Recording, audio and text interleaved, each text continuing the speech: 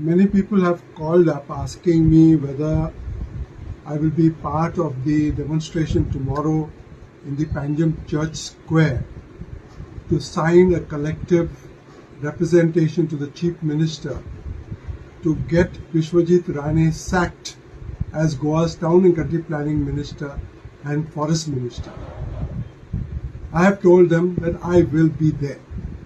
This is an opportunity for every citizen of Goa who is disgusted with the politics of Mr. Rane and is free of illegal town planning changes, rezoning of plots to service the greedy demands of real estate developers from Delhi and from all other parts of the country.